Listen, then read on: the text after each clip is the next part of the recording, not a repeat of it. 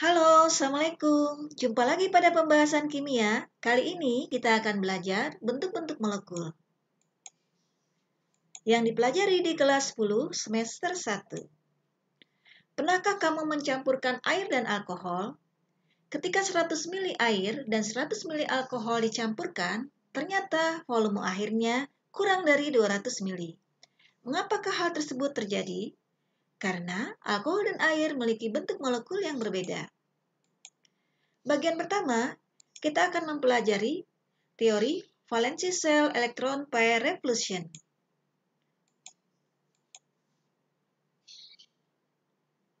Teori ini menyatakan bahwa baik pasangan elektron terikat atau pasangan elektron bebas berusaha menjauh satu sama lain atau saling menolak. Urutan kekuatan tolakan pada berbagai pasangan elektron adalah sebagai berikut. Antara PeB dengan PeB lebih besar daripada PeB dengan PeI.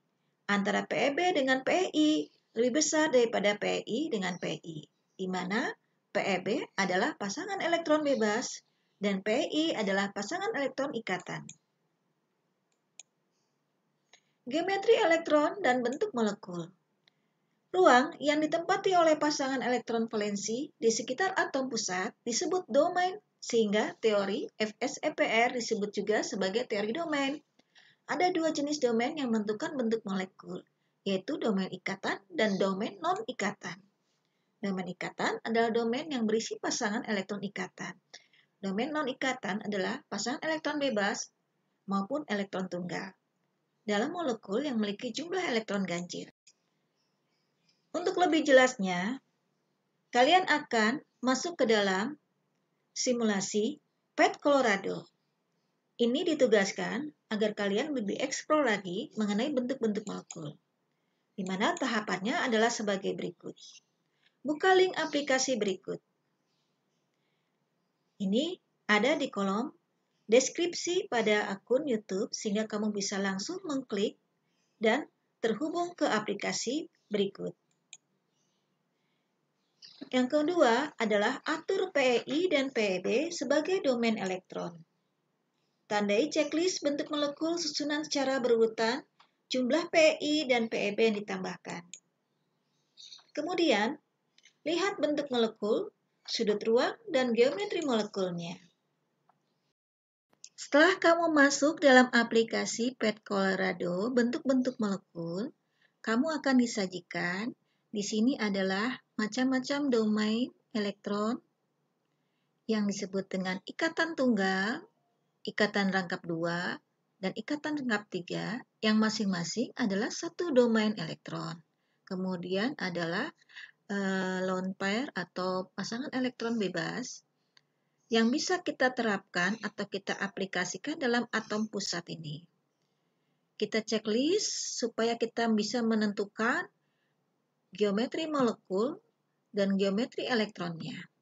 Sebagai contoh, kita tambahkan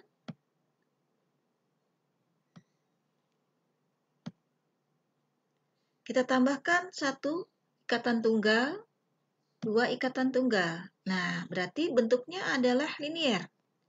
Molekul geometri dan elektron geometrinya linier. Kita tambahkan satu lagi. Di sini bisa kamu gerakkan supaya tampak lebih jelas. Tinggal putar aja mouse-nya. Nah, di sini akan terlihat bentuk molekul geometrinya adalah trigonal planar. Elektron geometrinya juga trigonal planar. Kita tambahkan satu lagi ikatan tunggal. Di sini molekul geometrinya menjadi tetrahedra dan elektron geometrinya juga tetrahedra. Kita tambahkan satu lagi.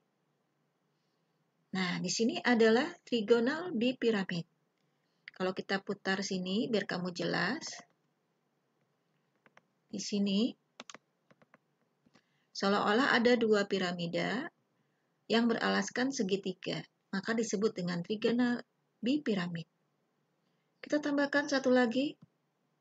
Nah, di sini disebut dengan oktahedra. Ini kalau kita tarik garis, ini alasnya segi 4, ada dua piramid segi 4, namanya oktahedra. Ini bisa kamu putar-putar supaya jelas. seperti ini. Nah, seperti itu. Kita kurangi lagi. Nah,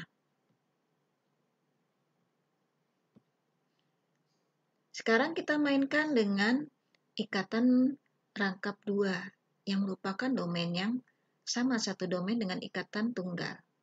Misalkan kita tambahkan ini bentuknya trigonal planar, atau kita bisa menambahkan pasangan elektron bebas.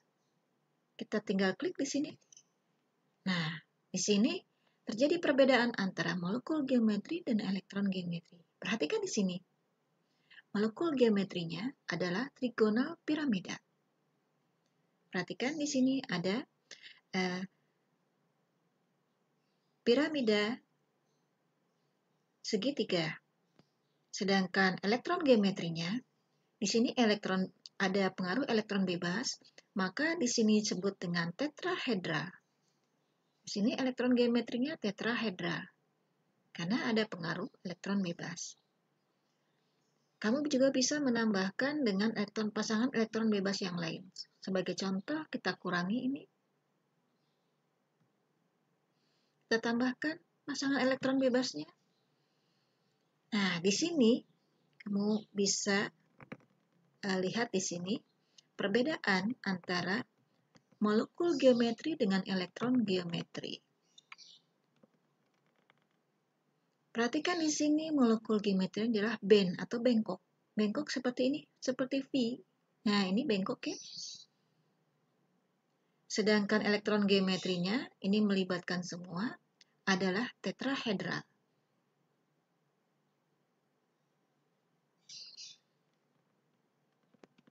Ini seperti molekul air nih, seperti ini. Ada 2 pasangan elektron bebas dan 2 pasangan elektron terikat tunggal. Kita juga bisa melihat sudut daripada. Nah, kita lihat sudutnya 109,5.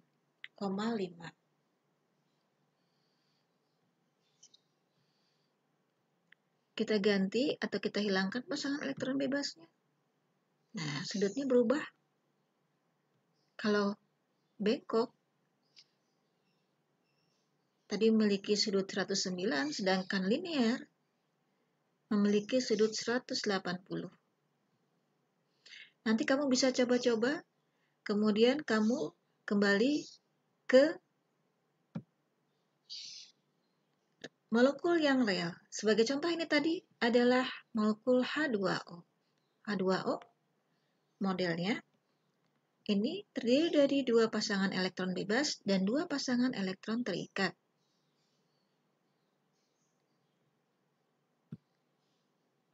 Geometri molekulnya adalah bengkok, sedangkan elektron geometrinya adalah tetrahedral. Nah, untuk bentuk molekulnya, berarti kamu memilih yang ini, molekul geometri. Jadi H2O bentuk molekulnya adalah bengkok atau bentuk V.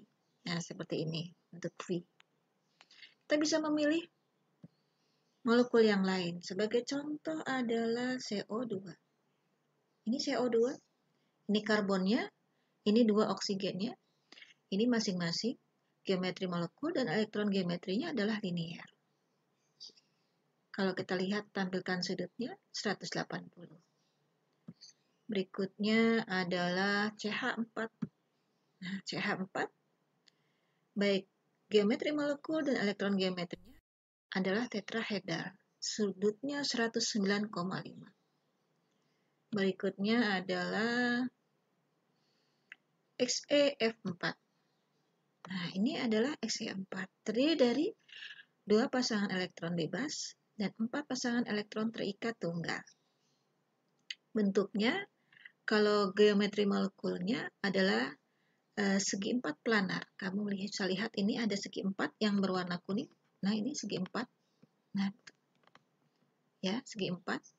Sedangkan pasangan elektron bebasnya saling menjauh yang menyebabkan geometri elektronnya oktahedral. Oktahedral, nah seperti ini. Segi 4, Ada dua, bisa membuat piramid dengan pasangan elektron bebas. Berikutnya kita pilih SF6. Nah, untuk SF6 ini oktahedral dan elektron geometrinya pun oktahedral, sudutnya masing-masing 90 derajat. Nanti dari sini kamu kumpulkan data dan lengkapi tabel sehingga kamu bisa merumuskan tipe untuk dapat memudahkan kamu mengingat bentuk-bentuk molekul. Setelah kamu melakukan simulasi yang pertama, yang hanya menggunakan single bonding dan lone pair pada bagian model, maka data-datanya kamu bisa mengumpulkan pada tabel berikut. Sebagai contoh, domain elektronnya ada dua, geometri molekulnya adalah linier, geometri elektronnya juga linier, sudutnya 180, jumlah PEI 2, jumlah PEB tidak ada. Nah, jumlah PEI kita sebut dengan Y, jumlah PEB Z, maka kamu bisa menentukan rumusnya adalah X, Y2. Dan pada simulasi tadi, kamu bisa crop dan masukkan gambar bentuk hasil simulasinya di kolom berikut. Yang ketiga, yang mempunyai geometri molekul trigonal planar dan bengkok. Masing-masing memiliki domain 3. Geometri elektron dan geometri molekulnya ini dipengaruhi oleh jumlah PEI dan PEB, di mana ketika jumlah PEI-nya 3, jumlah PEB-nya kosong, maka rumusnya XY3, bentuknya trigonal planar. Kemudian untuk jumlah PEI 2 dan jumlah PEB 1, rumusnya XY2 Z, di mana bentuknya adalah bengkok. Dan seterusnya, kamu bisa mengisi di sini sampai domain elektron 6. Kemudian kamu jawab berikut. Apa hubungan bentuk molekul dengan jumlah pasangan elektron ikatan dalam kurung X dan jumlah pasangan elektron bebas Z? Tuangkan dalam bentuk pola tipe umum. Nah, ini tipe umumnya kamu lengkapi. Di mana X adalah atom pusat.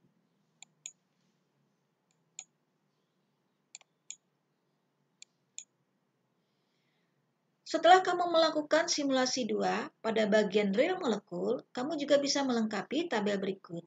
Nama senyawanya apa? Jumlah pasangan elektronnya, ikatan X, jumlah pasangan elektron bebasnya Z berapa, kemudian geometri elektronnya apa, geometri molekulnya berapa, kemudian masukkan gambarnya di kolom ini. Kemudian kamu bisa menuliskan kesimpulan dari simulasi yang telah kalian lakukan, baik simulasi yang pertama maupun simulasi yang kedua. Bagian yang ketiga, kamu menentukan geometri molekul dan geometri elektron H2O, PCl3, SF6, IF5, NO2, ClF3 dengan cara yang sama. Salah satu cara yang digunakan untuk meramalkan bentuk molekul adalah sebagai berikut. Pertama, tentukan elektron valensi atom pusat. Kemudian, tentukan jumlah elektron dari atom yang terikat. Kemudian jumlahkan antara FF dan ET untuk menentukan jumlah domain, jumlah tadi dibagi 2, kemudian tentukan jumlah domain elektron terikat, yaitu Y, dan tentukan jumlah domain elektron bebas, yaitu Z. Sebagai contoh H2O. Elektron valensi atom pusat O adalah 6. Elektron terikat atom H adalah 2. Di sini kamu bisa melihat H2O, berarti O ini mengikat 2 atom H. Kalau dijumlahkan 8. Untuk menentukan jumlah domain, tinggal kamu bagi 2. 8 dibagi 2 adalah 4. Domain elektron terikatnya Y adalah 2 dari sini. Berarti sisanya adalah elektron bebas, yaitu Z adalah 2. Maka tipenya XY2, Z2. Kalau kamu lihat di tabel yang sudah kamu buat, untuk tipe XY2, Z2, bentuknya adalah bengkok. Sampai jumpa pada pembahasan berikutnya, teori hibridisasi bentuk-bentuk molekul. Tetap sehat dan semangat. Assalamualaikum warahmatullahi wabarakatuh.